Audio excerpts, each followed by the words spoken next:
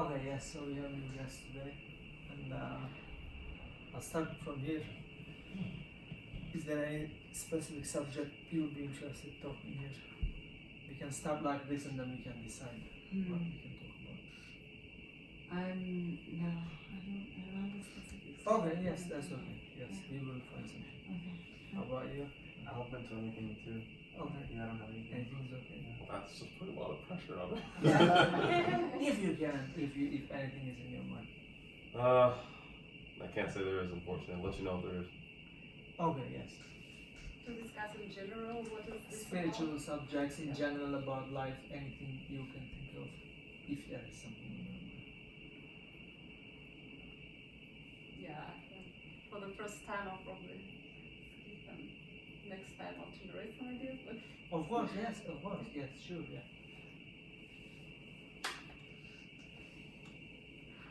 Like going back to the whole about life thing, so like philosophical Yes. topics are Of okay. course. Yeah, he turns pretty quickly. Yes.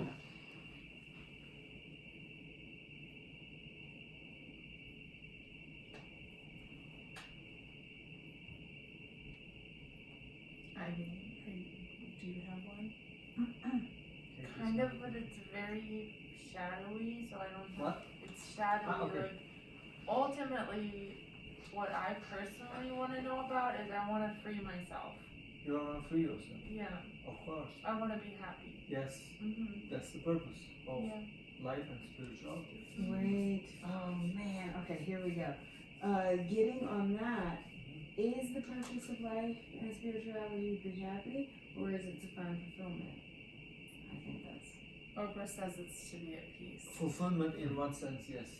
Because if you think about I life. think we found the subject, the purpose of life. Yeah. Yeah. Is that okay? You can Yeah, ask. I'm fine with that. Okay. I have one up for after this. Oh. Okay. Don't you worry, I got plenty. You guys don't Okay, have any, yes. I have them all. You were here. Oh, Let me hear yours too, so we can perhaps combine in a way. Mine right at this moment are resentments. Resentments. Mhm. Okay. And then how you see your part in those resentments. So why you're angry at someone is usually because you have a part in it as well. Oh. But you don't realize that you have a part in it. Yes. Yes. Okay. Mm-hmm. Interesting. You were saying I like something? it. Oh, just piggybacking off of the purpose and meaning of life. Okay. Because, yeah, in my mind, I don't think it's necessarily happiness in a way, because happiness negates that polarity. Just the words happiness, it negates the fact that you do have dark days, you do have angry days, versus fulfillment in a different sense seems more accurate to the human condition for me. How would you define fulfillment? Which is brings us back in a circle. Living in your purpose. Yes. So I guess I'm just working out the kinks in my own mind on defining what purpose is and defining what that fulfillment would be. Okay, yeah. Yeah. So then we can start with this a little bit and then we can also come to the resentment aspect. I have one Yes. thing to add. I have conflicts between conscious and subconscious minds. Yes. It's, and I don't know how to make them like be in a peace. It's Oh, always okay, like they yes. always struggle. Mhm. Yes, of course. So the question of peace. Mhm. Yeah. Yes, being peaceful. Also in that fulfillment. Yes. And- Yes. Yeah. Yes. I think they are all related anyway because peace, happiness, freedom from feelings such as anger, resentment, how we are going to free ourselves. And the purpose of life, I think they are all related. And I think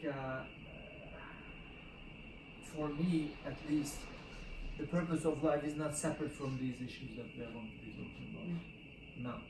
So in this case, maybe I can start I can start with this, my understanding of purpose of life, and then maybe everybody can join. Yeah, is that okay? So, personally, for me, the purpose of life is to be happy. in the true sense of that word. And then, of course, I will go into the question of happiness a little bit here. Did we go into that question yesterday? We didn't do a podcast journey. We didn't do the Oh, day with before. you between us? No, the day before then. Yeah, a little bit. Okay, so the day before we entered into the subject of attachment.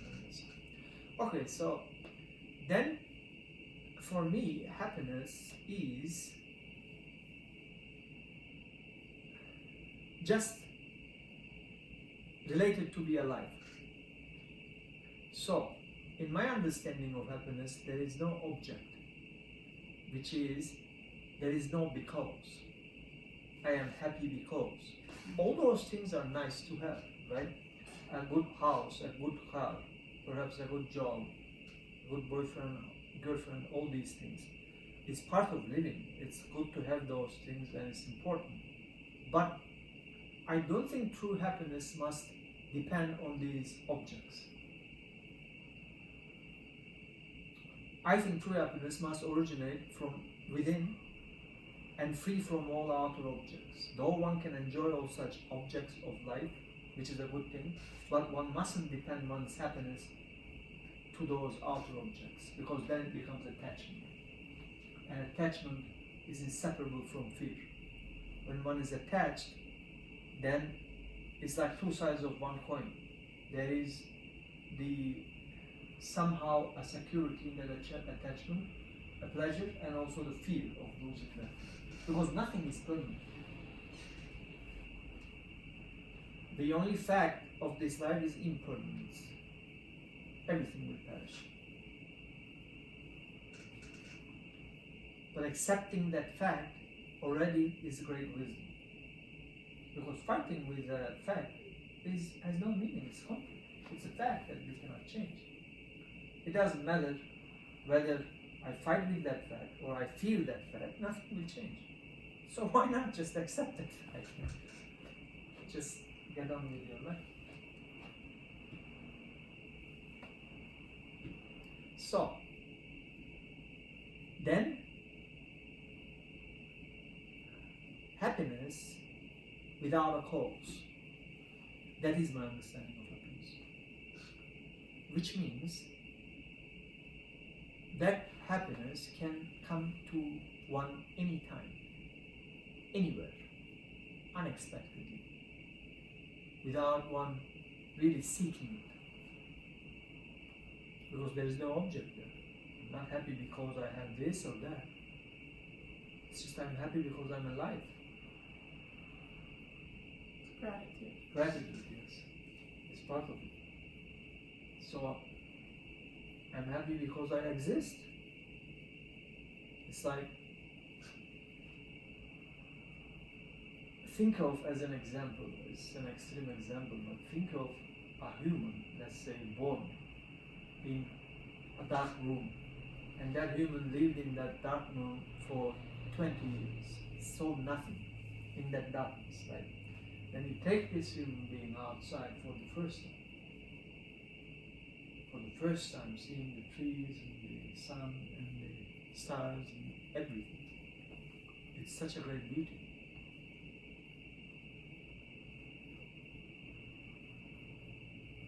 But we don't see that beauty anymore in life because we have problems, all that. And then we don't see the life itself. We are so lost in the objects of life, we forgot the most important thing, which is life itself. We seek happiness in material things of the world, being successful, buying this, buying that, all that. Like finding a boyfriend and girlfriend, all those, right? But then we forget life itself. We are so lost in those objects. I think remembering that life is the source of joy is something which can transform or make a spiritual shift within us. It's important to understand this. So which means we will enjoy the things of the world, right? Everything is nice, it's good to enjoy, but there is something deeper than that. That's not the purpose of life. To be successful, to have this car, that car, all these is not the purpose. It's too little, all those things. Even if one has $1 billion, so what? Is that the purpose of life? No. Or is it? I said deeply. But I think if you have that much money, to be able to give to others would be a very That's the world trick. right. You can have a lot of money, but then Yes. to just have it yourself would be. That's how people get sad. But be able to just give to others, and that would just Maybe you may be one of the rare billionaires who will think that way, but most of the billionaires don't think that way. They give away some, but they still keep so much to themselves. So, but what I'm saying is, apart from that, I don't think that's the purpose of life. I don't think accumulating material things of the world is the purpose of life. But how to learn to be happy just because of fun life? I'm not happy just because of fun life. Yes, What we are makes not it- happy just Yeah. because we are alive. Yes, of course. I think one of the main reasons is because we don't have that awareness anymore, because our minds are so programmed and conditioned, right? Then therefore we cannot enjoy the beauty of life. It's a simple thing. It happens to us sometimes when we see a beautiful sunset for the first time in a place. That happens, that joy of life comes to us, sometimes unexpectedly, in many occasions. But then, just a couple of seconds later, it goes away. Because our minds are captured in these programs that we received from childhood, basically, from the schools. Competitive spirit, I must be better than the other, right? I must be successful, I must be somebody. All those programs are there, deeply rooted in the subconscious. Right? So, how am I to deal with that? Stay present. Right, it's about the same thing as why we meditate. It's to stay in Yes. the present moment. It's Yes. to not be in the past and not Of live in course. the past and not Of live in course. the future. Yes, that's true. Because all these conditionings have their roots in our memories, which is the past. Right? So when we are totally in the present moment, those conditionings stop affecting us. Therefore we can see the beauty of life. At that very moment, when we are totally present, all those conditionings stop affecting us. They don't block us to perceive life itself. Also very important to not, again, like you were saying, not to be in the future, because that's where all anxiety kind of stems from. Yes. Living in the what ifs Yes. and what could be done. Yes. Projecting a future, and then anxiety, fear comes in.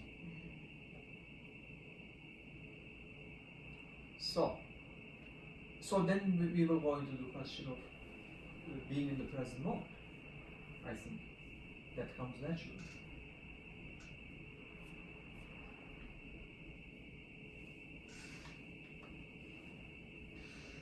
You want to say something, Kate? Okay. Of how to be? Are you saying how do we be in the present moment? Yeah, or- that's the next question. Well, tonight, like the sunset we watched tonight, that's Yes, being in the present being in moment. the present moment. Yes, effortlessly.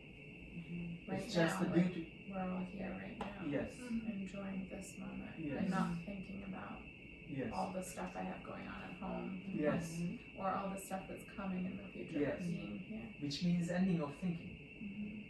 Because the moment thinking starts, we move away from the present moment, because there is no such thing as thinking about this present moment. Thinking is either of the past or the future. So thought.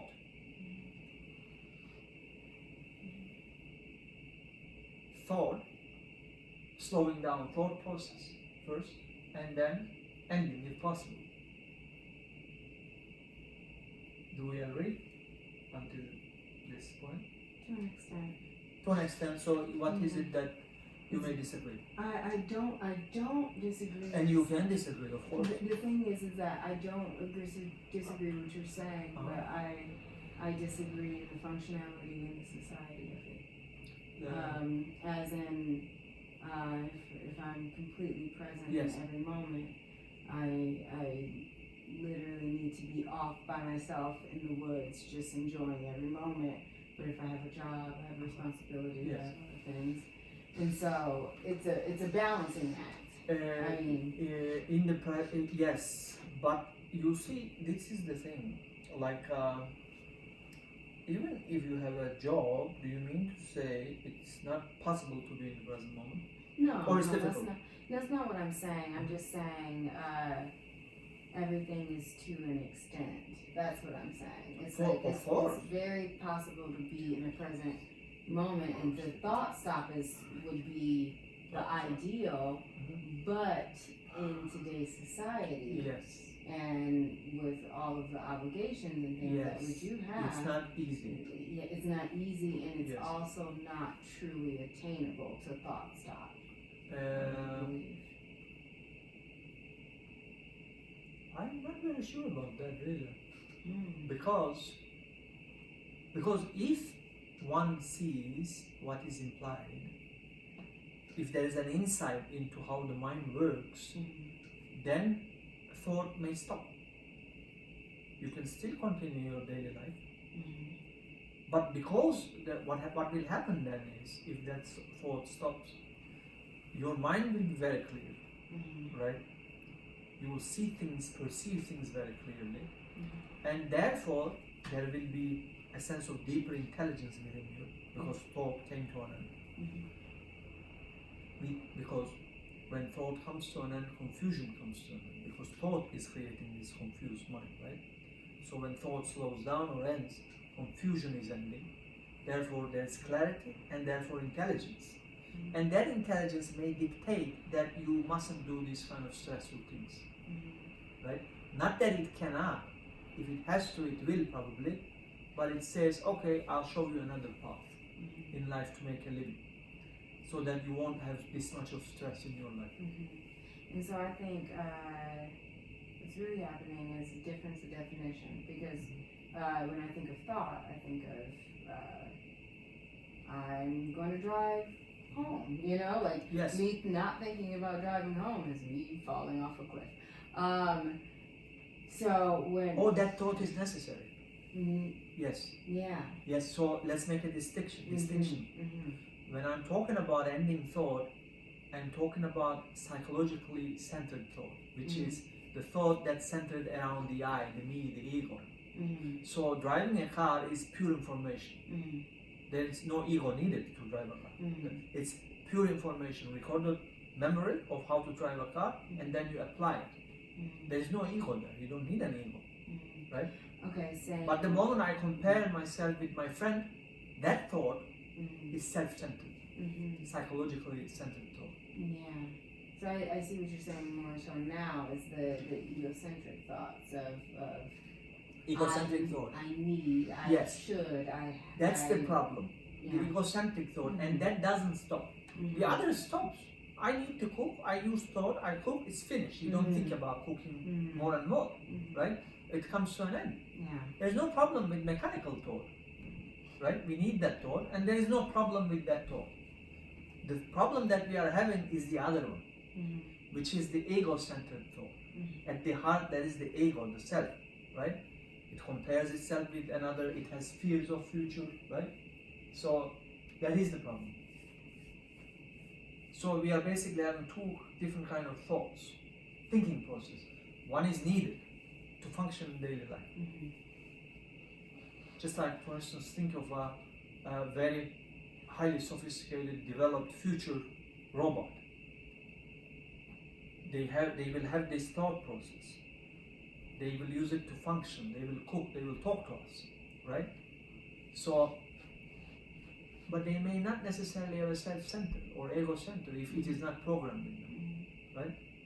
So, can we remove that center and use thought, employ thought? Because then you are the master. You are using thought when it's necessary. But when thought takes over, then thought becomes the master, as the ego, as the me. So can we live that way?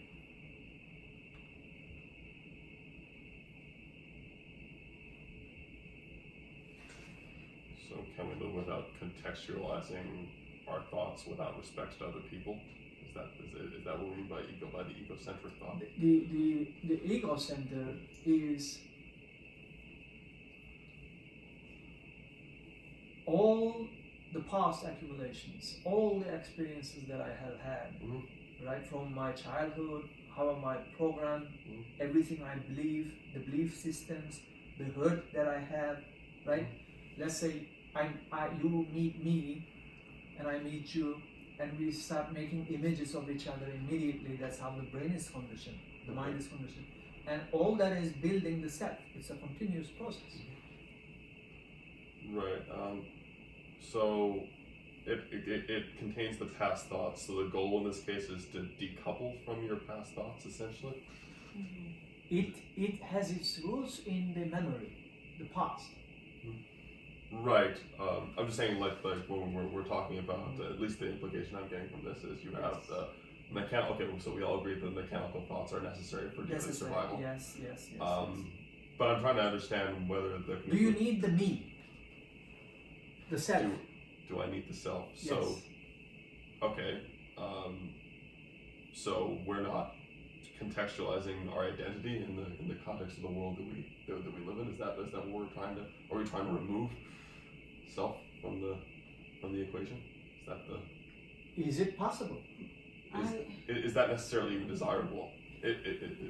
Because as my perception is the self is at the heart of human confusion and suffering. Okay.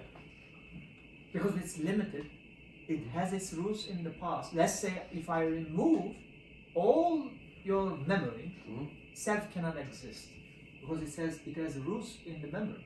Okay. I am the result of my past experiences. I, in the sense that ego, that self-center that I have, is the result of my past experiences from my childhood, right? So, without that past, ego cannot exist. That's something we agree.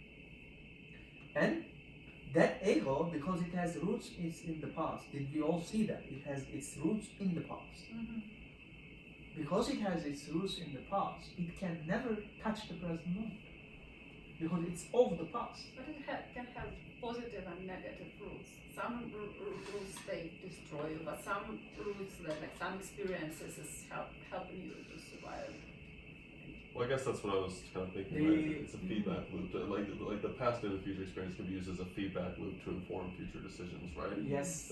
Yeah. As long as there is no center, you can use all those past experiences to learn. Like learning how to cook, to survive, or how to drive a car.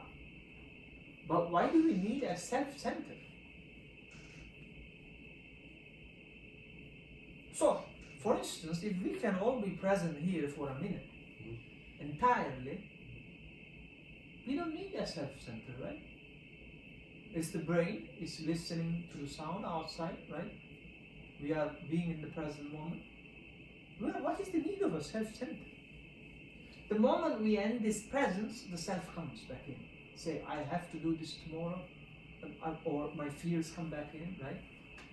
Why did he say to me, why did she say to me, I don't have security, I need security, right? I would argue that it's more of acceptance of the self versus completely dismissing the self. To forget past experiences is pretty unrealistic. No, you will remember. Yeah, You will remember. You will remember.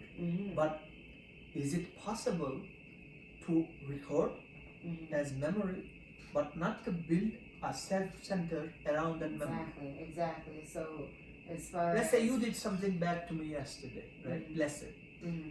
I remember that experience happened, right? Right. But I don't record it psychologically. I know it, something happened, but I don't build a self out of it, like getting angry at you or hate you and those kind of things, right? I just know it. It happened. Mhm. But I don't have any kind of psychological memory built upon it. Mhm. Giving blood to the self.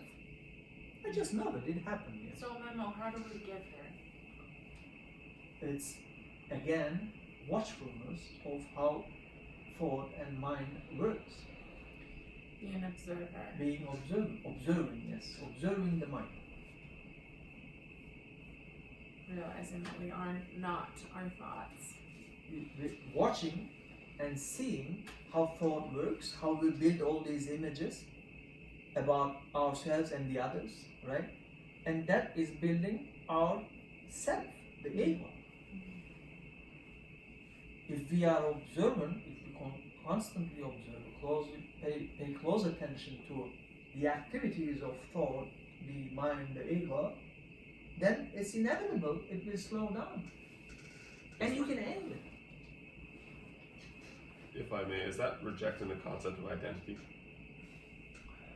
Identity in what sense?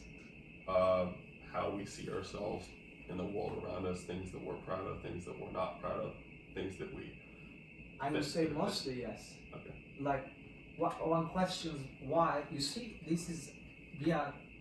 this goes against all our conditions, because I don't know why I should be proud of anything.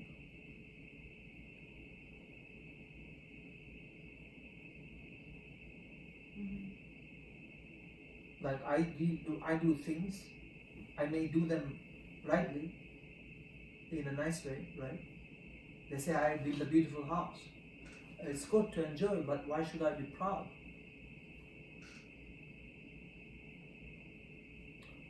Because when I am proud, at the very heart of that pride is the ego. There can be enjoyment of the things of the life without ego, like watching the sunset, like at that present moment. But the moment you are proud of anything, there must be an ego. Isn't that so? Mhm. So then this is something quite against how we are programmed, basically, because being proud, I think, is an okay or a good thing, right? In the world. Be proud of yourself.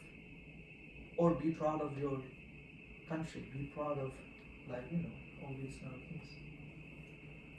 What about feeling like helping other people? For example, Yes. let's say at our work there was a terrible situation when like that shooter in Vegas, he just like shot one of my colleagues, but Yes. she survived. Yes. And then like when I gave money to that GoFundMe on her page, I was thinking, what if I was again thinking about myself. Like, to be honest, that if I was in that situation, like lost like your future life, like it is horrifying, it's awful, and I'm giving her money. Yes. So, but in this concept, I should have like separate this and don't feel sorry and not go it through not let it go through myself, or not like try to. Yes, so you see, Or- then you will come back to the question of love, true unconditional love, right? Mhm. So let's say you love someone or people, humans, right? Unconditionally, truly. That implies you will help them if there is a need, right? And there can be no self-center in that act. Because if you are helping them because of any reason, especially the psychological pleasure of it, then it's not unconditional love. It's not unconditional help. Isn't that so? If there is any kind of intention in my head, or if I am getting something in return, either material things or psychological pleasure of it, I'm such a good person, I'm helping them, right? I'm a good spiritual person, I'm helping other people. So you see, it's still the activity of the ego. I'm a good Buddhist, I'm a good Christian, I'm helping them. Jesus will save me if I help them. So that means I don't help them with true unconditional love. I expect something in return. It can be very subtle what I'm expecting. Even expecting happiness, because I help them, is still the activity of the ego at a deeper level. Can we just help people because they are in need and we love them, and never build any psychological pleasure out of it or happiness out of it? Let's say you can't help all the people who need help, Yes. and so you're picking people like whom Whoever is around you that needs help, if you can help, of course, in any way, it's good to help.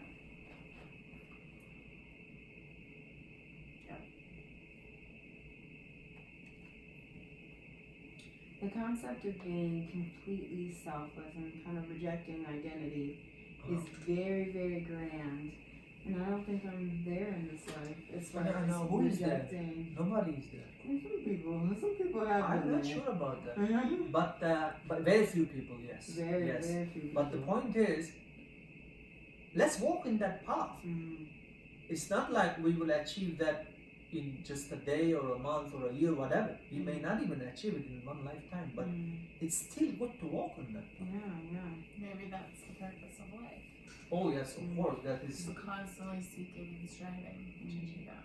yes, which is, in this path is the path of love, sure, right? True unconditional love. Isn't that so? This is the path. Therefore it's the purpose of life, naturally. I think that love is the purpose of life. Isaiah, what do you think? I agree completely. I hope I'm not making mistakes. No, yeah, because love doesn't just have to be within you and someone else. It can be love because everything around you is love in itself. You know, so love for everything. Love for everything. Yeah. So we started with the present moment and then we came to this. And when did we start with the purpose of life? So we continue with that. And so for me, then in this case, purpose of life is to find out whether something beyond the material, something you may call spiritual, some people may call God, right? They are different, but I don't want to get stuck with the words. We can use the word unknown. If there is something beyond that will give a true meaning to life. Because I've understood this is not the meaning of life. Material things of the world is not the meaning of life. One can enjoy. It's good to have a good car and drive, enjoy. Yes. But that is not the ultimate purpose of life. It's too little, really. One may say there is no other purpose. Therefore, there are people who are called as the materialists in the philosophical thought. They don't believe anything that there is anything beyond. They say that's it. Enjoy the world.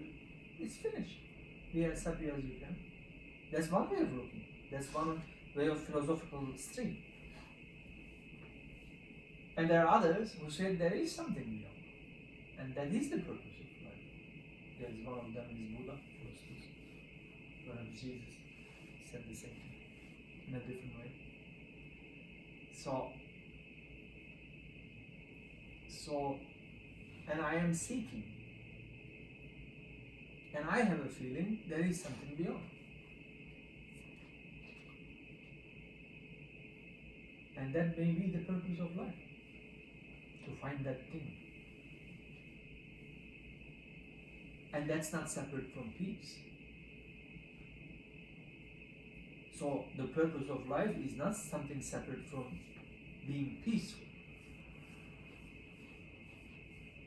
That love, that unconditional love, is not separate from peace.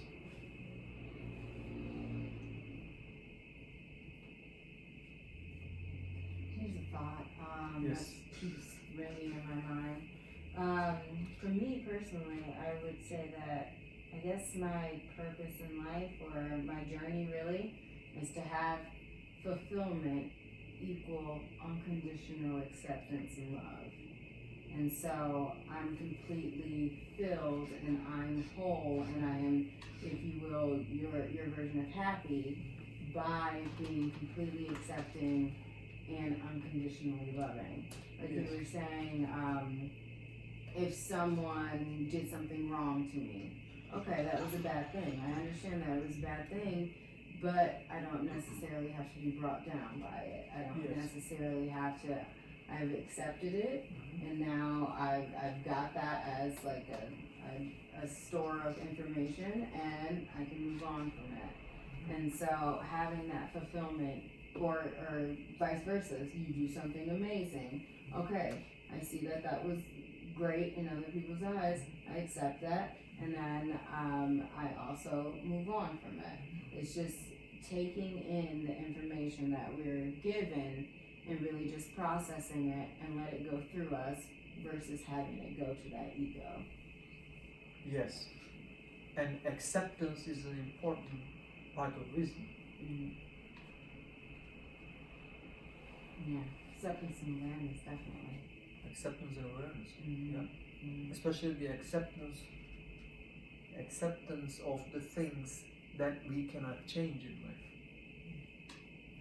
I think that's the human condition of the biggest things, of accepting things we can't change, accepting things that are out of our control. I might be projecting, but they may be my own things. Yes.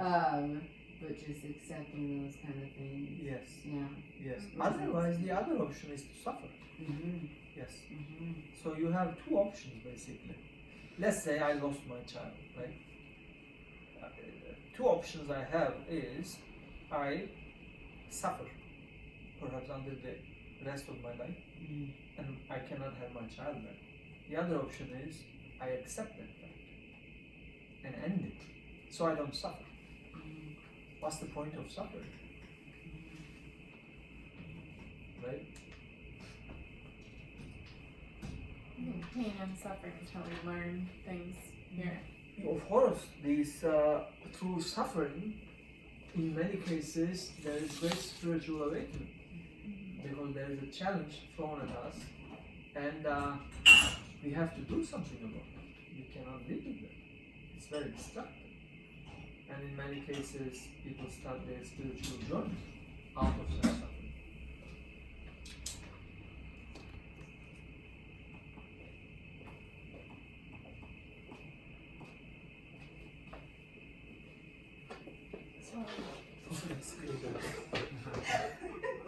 Oh, right.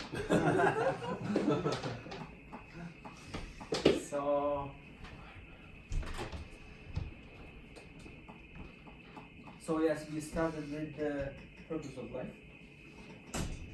and this is what I thought, of course, but I also would like to hear from everybody what you think, and that the purpose of life is. Isaiah, what do you think? Oh man. Brother Vic?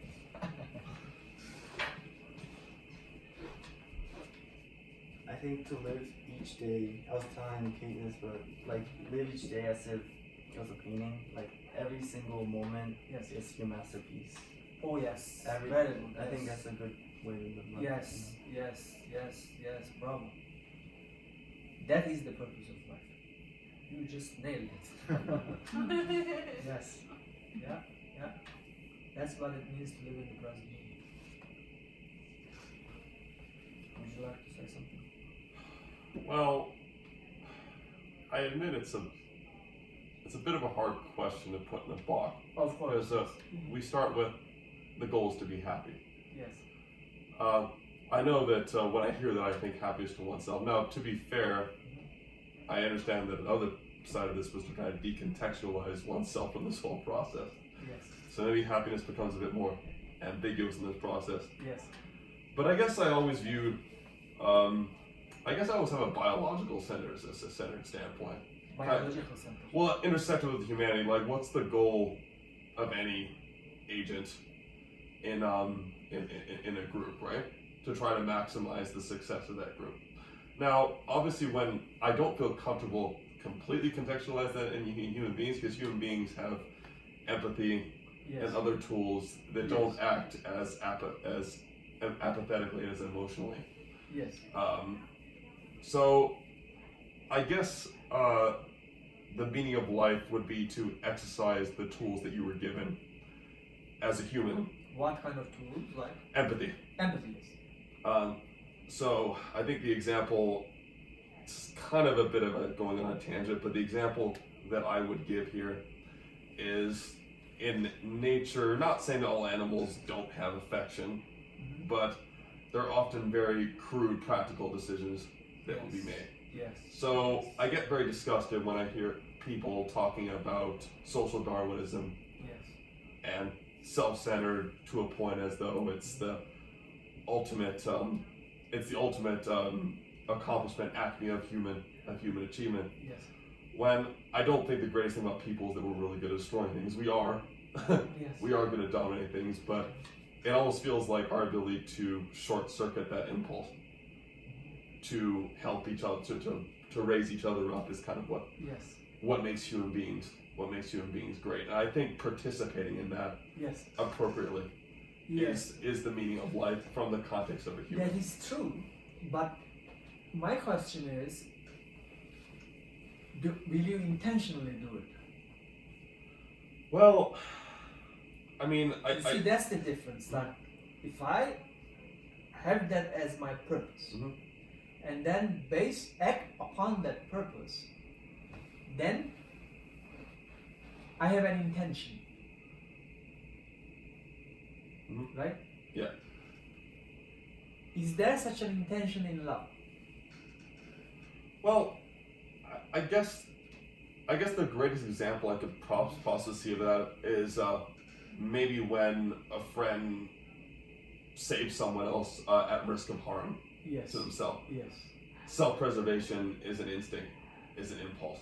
Yes. That's something we Yes. will all Yes. enact regardless of whether we actually want or not. That will be an innate Yes. biological, Yes. hormonal Yes. instinct. Yes, of course. The way to intentionally do that would be to somehow resist that. And I think in certain situations, obviously, the more dangerous the situation, the more greater cost to yourself of the Of situation, course. the harder it is to do. But I would say, if people could do that more, that would be a sum total gain for everyone, and that would be the way we can intentionally do that. As hard as I understand as it is to accomplish. That would be an example of intentionally Yes. executing a decision like that. It can be, yes. It can be intentionally done. But what I'm saying is, if it is intentionally done, as we said, it must be thought process. Mhm. Because I decide for it, again, at the heart, there is the center, the me, the ego. It sets a purpose of life as this, and then intentionally applies it. Okay. So I see that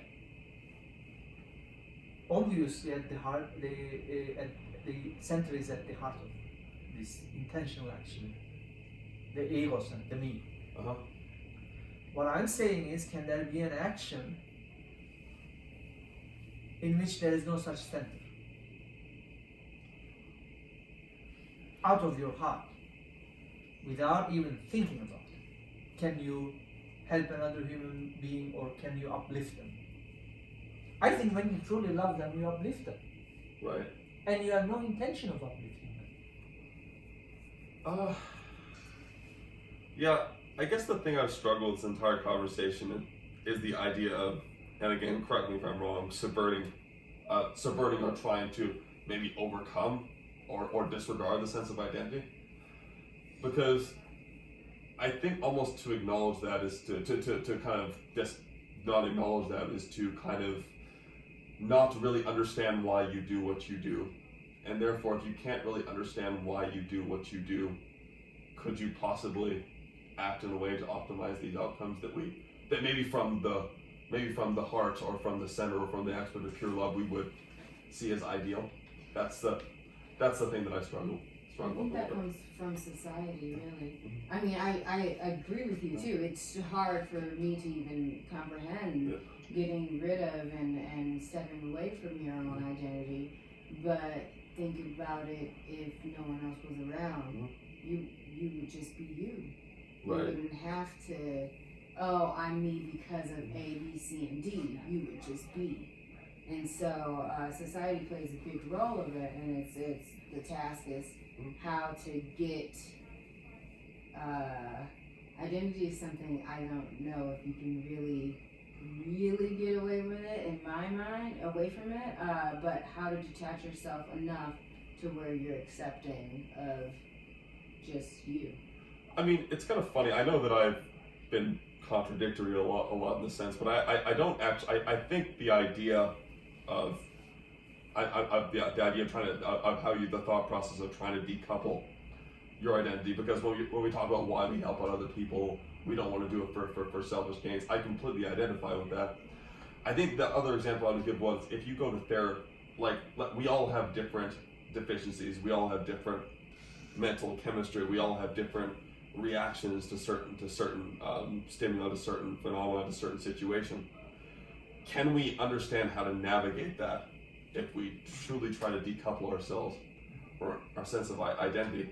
Because there may be a certain approach that might work for someone else that just would not work for me. What I'm saying is,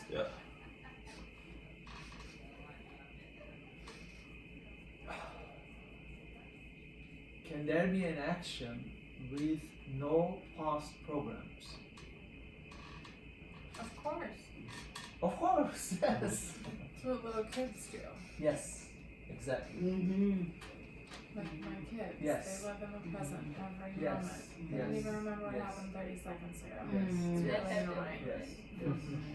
Yes. Yeah. And they have no idea what's going to happen Yes. 30 seconds in advance. Yes. So they just live right now. Yes. They are more grounded in the present moment, and they don't have any programs. They don't have any purpose of life. And they just live, exist. That's the purpose of life. We put all our beliefs Society into them. messes that all up. Yes, Exactly. yes, society comes, and then Fear this, don't do Yes. that. You need to be this. You Yeah. have the to program be this. starts. Yeah. It's inevitable because society has that program. It's inevitable they will pass it on to the child, and the child will become what the society is basically. In fact, like we are not separate from. We created this society. I am part of this society. I created this. We contributed. So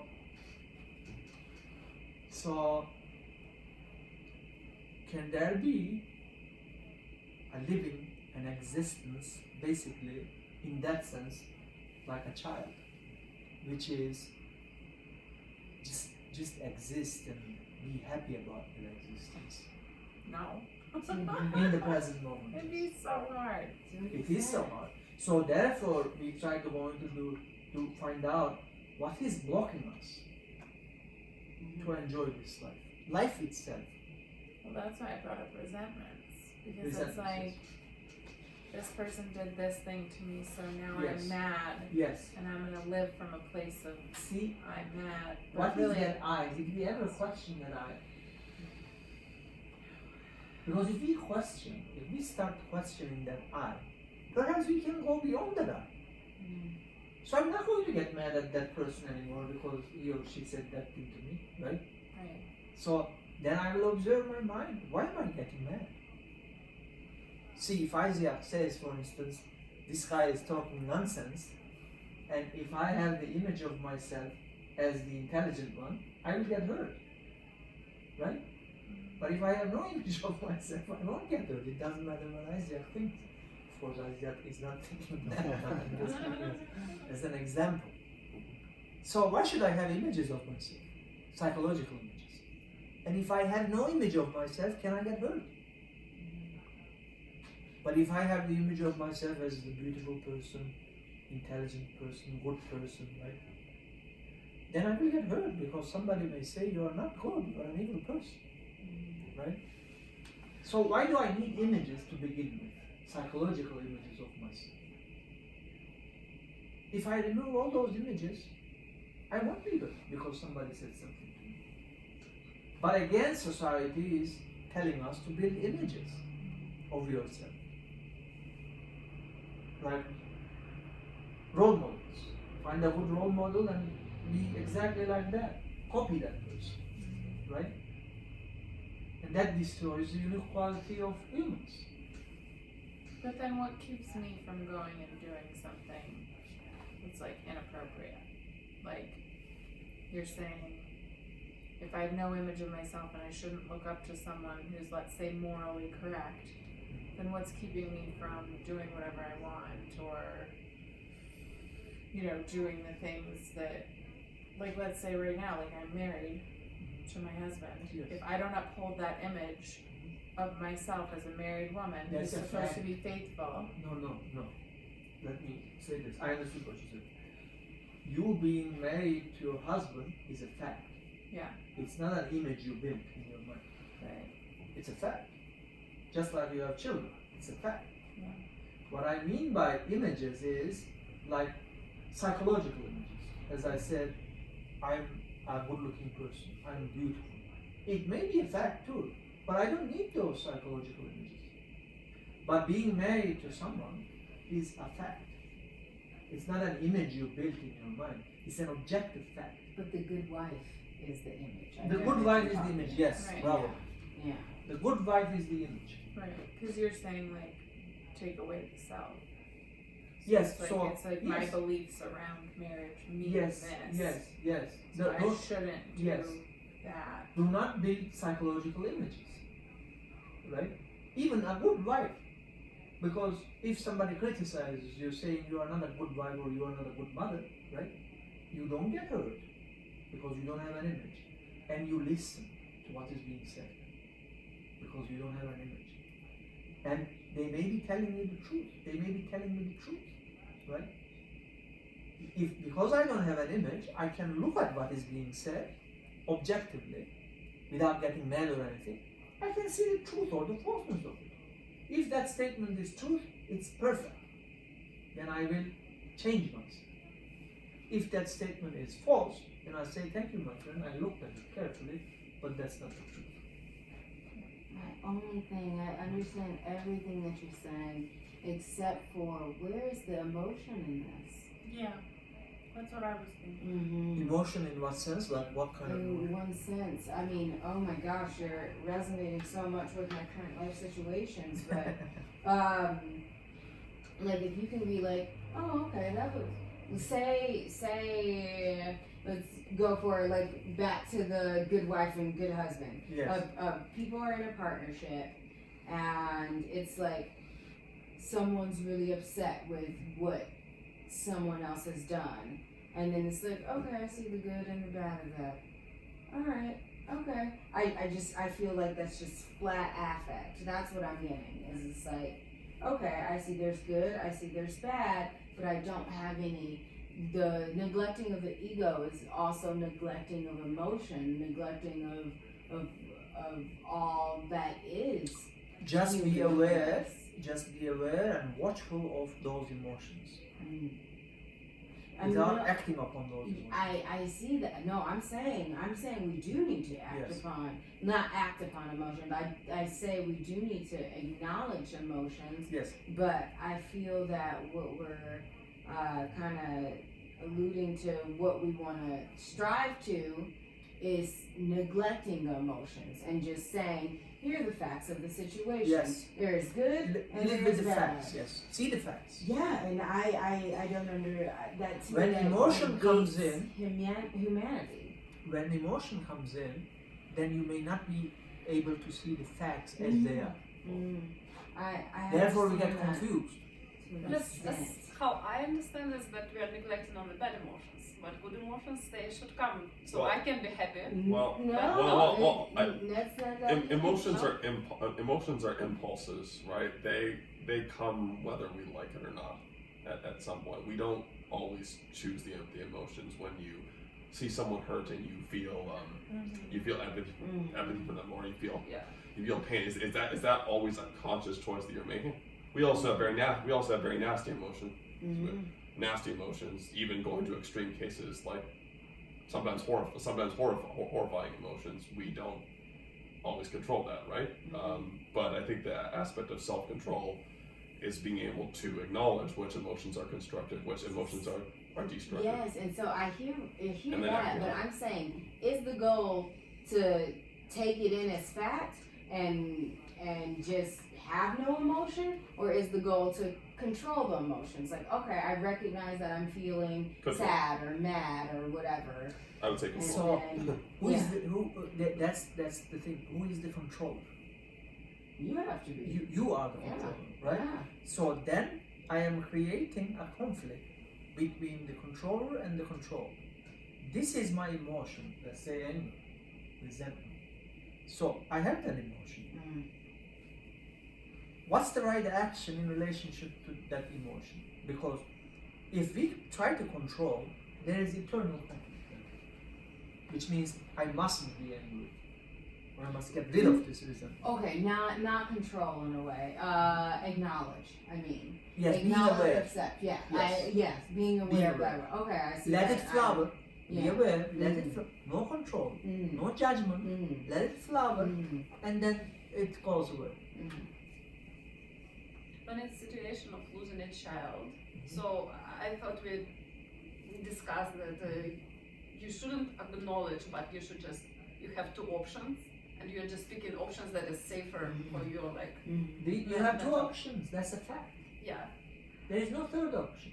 So it's on your control basically to choose which emotion to. If you clearly see that these are my options, I will suffer for the rest of my life, or I will end this suffering. Because what will change if I suffer? So My child is Yeah. not going to come Yeah. back. These are the two options. yeah, So which option is wiser? the truth. The option in which that I end suffering is wiser. Yeah, but in this case you're making choice, right?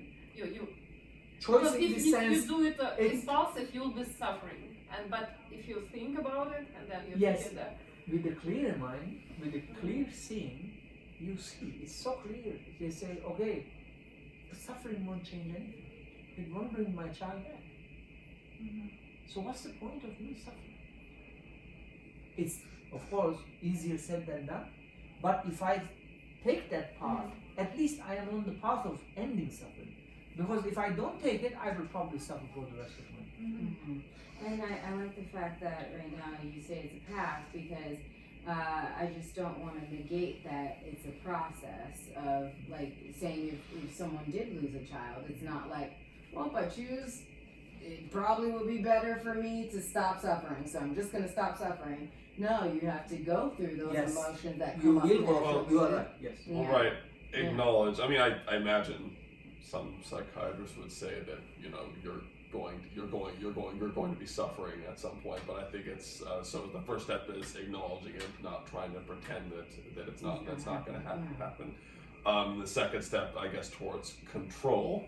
Control doesn't mean I don't imagine from an empathetic standpoint, if someone loses a child, that pain is ever going to go away to some extent. But I imagine that pain could be put in a safe place, could be compartmentalized, could be harnessed in a way that isn't incredibly destructive, because we also agree you can't spend the rest of your life in fight or flight mode or in extreme agony. You'll die. I have a feeling that pain may be healed completely. With the condition that love must touch. That unconditional love, if it touches, it heals everything. Well, it's like many people, like let's say people have lost a child in a shooting, and then they go and they start a charity that goes and donates money or time Yes. to Yes. shootings or mental health for shooters, whatever it is. And that They the then action feel of love. fulfilled. Yes. They feel that Yes. love Yes. Yes. because they're helping others. Yes. And they probably do not expect anything in return. They are doing this out of true love. So I believe that love has great healing effect. it can really heal everything. And of course, it's a big trauma losing your child. But what I'm saying is, do you want to live with that trauma for the rest of your life? Somehow less, maybe in the future? Or I am questioning whether there can be absolute freedom from that trauma, that you don't suffer anymore. This will not take place in 1 day or 2 days, but can we start that process of ending that suffering completely? Is it, how do you say his name? I can't say it. What's his name? He's like a Buddhist. And he says you should only suffer for 24 hours. Anything. Doesn't matter what it is, how big or how small. Very wise.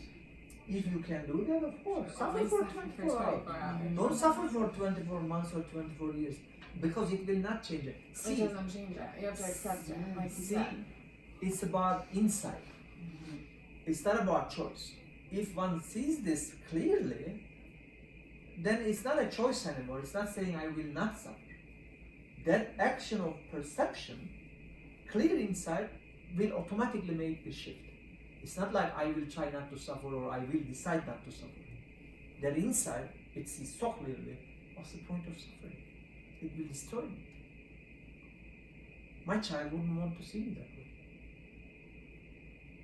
The loved one, the loved one that you lost, if you can bring that loved one for a minute, they will say, don't please suffer for me. It's the worst thing you will do to yourself. That's one of the most important aspects of wisdom. Acceptance of the facts of life that we cannot change. That's one of the most important aspects of not suffering. The other facts that we can change, work on it. For the moment, don't suffer. Say I don't have enough money in my life, right? That's it. I will do my best to change that. But for the time being, I won't suffer. Because it won't change anything. On the contrary, it will destroy my spiritual energy. But then how do you not worry about it happening again? Well, like, she got her heart broken, or I don't know if you broke up with him, but let's say, how does she sit there and only suffer 24 hours, but then not expect it to happen again when she meets So then someone she new? will ask the question, why am I hurt? Next time it won't repeat. Why am I hurt? I had a boyfriend, I left my boyfriend, so why am I hurt? We come back to the question of attachment. Because I was attached to my boyfriend. Attachment is inseparable from pain. There is the pleasure aspect, the other side of the coin is pain. Right? But then why would I attach myself? Why would I attach myself to my kids? Why would I attach myself to my husband? Oh yes, that's the ultimate question. Why are we attached to anything? So should I not be? Should I just be like, go be free? Rather than should I not be, I will question whether there can be freedom from attachment. That doesn't mean I don't love my children. I do love my children. Oh, I just think I'm here to guide them. They are on their own. I'm the least attached parent I know. Yes. So I love my children. I love my wife. I love my husband. But why should I be attached? That doesn't mean I will be detached. I'm not talking about the opposite. Okay. I'm talking about going beyond the duality of attachment and detachment. I'm neither going to be attached nor going to be detached. Except I love my wife, right? I love my wife. What is the point of being attached? So I bring this question as an example. If one day my wife comes, right, says, I love you so much, but I found this man, I'm really going to be very happy. If I see that's the truth, I'll be happy for my wife. If you truly love, that's what's going to take place. I guess the thing is, though, could you consciously make that decision? If you truly love, it's not a conscious decision. Well, I guess because you want that person's happiness. Right, if but you you truly right, you but also want right, your but you own. also Your but ego you, wants your own. right, but you also don't believe that. Then your love is limited. Yeah. Then I am at this. My happiness is important. Isn't that so? That's complicated. Yeah. It is I was gonna complicated. say. It is complicated. It sounds like I But then I'm know. being told like I need to love myself more. Everyone What says is love what- yourself. No, love I don't agree with that. You see, that's why this is going against everything they say. I say love yourself, the physical body. Treat your care for your physical body. I don't see anything else to be cared for. That's the psychological center.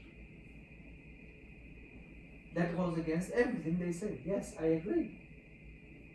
But why should I love myself in the sense that center? What is there to be loved? I care for the physical. I love life. Right? Therefore I care. I love my physical body. I don't need to love that self-center. I don't need to nurture that self-center. I don't need that self-center at all. And I really need it. I think God lives within us. So I think that's the part of myself that I love, is that intuition. Yes, Not the intuition ego. is a different thing, of course. It's my intuition Of that course. tells me things That's that beyond the self-center. Yes. Of course. Mm-hmm. And the more your self-center is diminished, it's less in its power and strength, the more you will be connected with that which is beyond. I experience it in my life, so probably it's for other humans too. But that's what I think, what I feel. I really don't see a need for a self-center. It's there to be heard. With all these images and everything, you know. beliefs. With the beliefs. Beliefs that I have about myself that aren't true. And it may be very limited also. So can one go beyond all this? But we are so heavily programmed, it's really a difficult question. But I think it's important one gives thought to these things, because we have never given serious thought to these things. On the contrary, we added new programs. Like we already had the programs in life out there, then we turned to spirituality, and we are offered new programs there. Lots of new programs in spiritual, so-called spirituality. I don't want any programs. I want total freedom. And I think it can exist. I can exist in this world with no programs, no beliefs, nothing. I need memory to function in daily life, thinking, simple thinking, like, cooking, driving, all those kind of things. But apart from that, I don't need anything of that kind. Beliefs and how to live, how to love somebody. They are even giving you programs to love another human being. Say, this is how you love somebody. I don't want your program to love somebody.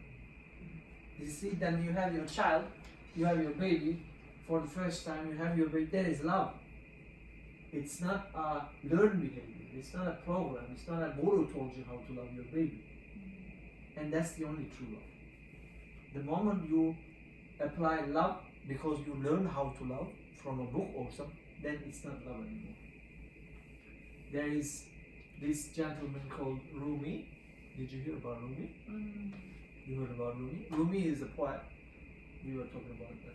He was, I think he lived in 800 years ago or so. He was born in today's Afghanistan, then they moved to today's Iran, then it was Persia, and then he ended up in Turkey. His father was a governor, a very powerful person. So he ended up in Turkey and he lived there. He was seeking these spiritual things that we have. He was a deep person, seeking. And he couldn't find it. He's like read so much, learned so much, everything, but there is still not that thing there. And one day, there is this gentleman from Damascus, today Syria, a traveling wanderer. He came and they met Rumi, and his name was Shams Tabriz, so they met. And Rumi saw something in this man, right? There is something he wants to know. What is that thing? Like that joy of life, its true meaning and everything. He said, I want to find out. I've been seeking for this. And he said, do you really want to find out? He said, yes. Okay, we will start with one thing then. He said, what? Rumi had a big library. He said, get all these books outside there. He said, okay, they got all the books outside. And he said, burn them all. With those books being burned, all the programs are burned. All those information you collected, all the knowledge about how to love, died. And out of the ashes, those great poetry came. Great love poetry. That is what love is. That's so beautiful. There is, yes, there is no program, no conditioning, nothing. So before you collect all these programs, because everybody is quite young here, just don't take that path. Love doesn't come that way. There is no teacher in this journey, no guru. You are the master and the disciple for yourself. Nobody can teach you what love is. You have to discover, you have to see, start with what love is not. Observe yourself. That very negation of what love is not is the path to love. This is the competitive spirit is not love, jealousy is not love, hatred is not love, all that. So this observation of yourself, I think is the path. What do you think? No, I completely agree with you in the sense that, well, so we think of love as an emotion, but Yes, I think love is which is a also- program. exactly, but- Emotion is a program. yeah, Yes. yeah. But I think love is also just the essence of the universe, and you said that love heals, Yes. and you may seek love from someone else, Yes. but love heals in the sense that in the moment you are right now, Yes. you can be healed at any time based on Yes. the love. And Yes. I experienced that. Well, I was Yes. meditating a lot Yes. today, Yes. and I had a mantra, a Yes. Kundalini mantra, Yes. and that love around you, you can Yes. feel it. Yes. It's always around you, always Yes. surrounding you, and When you enter into the present moment more and more, then Yeah. you begin to feel it more and more. exactly. But yeah, And that heals, yes, of course. That heals so much. I don't know of anything in this. It's the greatest wealth in this world that we can have. No amount of billions of dollars is worth really compared to that. If you can get that, it's finished. Then you found the meaning of life.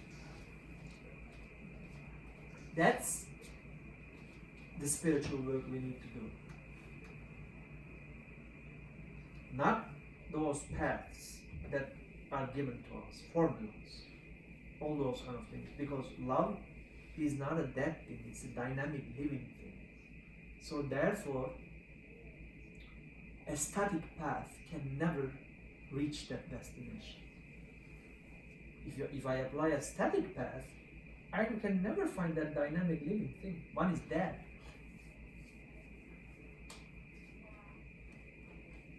what do you mean exactly by static path? Static path in the sense, let's say the Buddhist path or the Christian path, right? Or do this and do that, you will achieve it. That's a formula, right? I'm giving a formula, and they give me a formula. Do this and do that, you will find God. I don't think you can ever find God there, because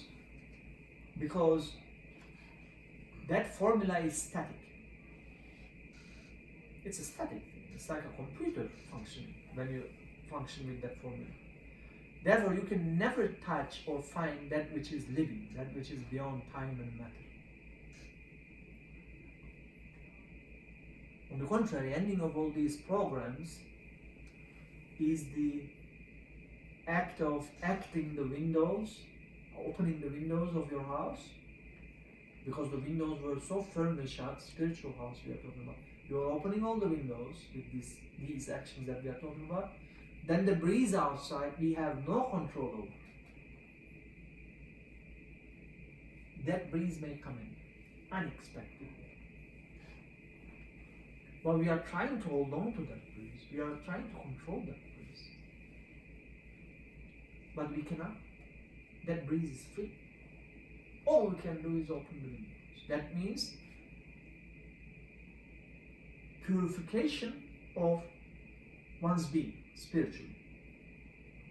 Watching oneself, see? Like, I can try all the techniques for 100 years, but still I may be a jealous person. Or I may have anger in my heart, right? I may have a competitive spirit. They may help to quiet the mind. That's the first step, right? But then I have to walk further. That's the beginning. I'm just making the mind more quiet. That's the first step. But then I have to walk further, which is awareness of all these things, right? So then I'm purifying myself spiritually, because I am eliminating all those things that are not really good for my spirituality. And that means I am opening the windows of my house, spiritual house, because it was firmly shut, the windows. Now the other may come in. I have no control over it, and it will come when you least expect it, not when you are expecting it to come. And then we will be touched. It touches all of us sometimes. But if we work on this process and this path, then we will be touched more often. That's what I think. Would you like to add anything, or we can end it for today? Huh? Oh, that's good. Okay, yes. What time is it? Time is now. We're done with spiritual conversations. Let's get to the objective. 9:35. Oh, yeah. It's been more than an hour, so we will have tomorrow. So. Thank you. Okay, thank you very Thank much. you. You're welcome. Thank Thank you you. so Of much. course, yes. We can end this now. I have a Bluetooth.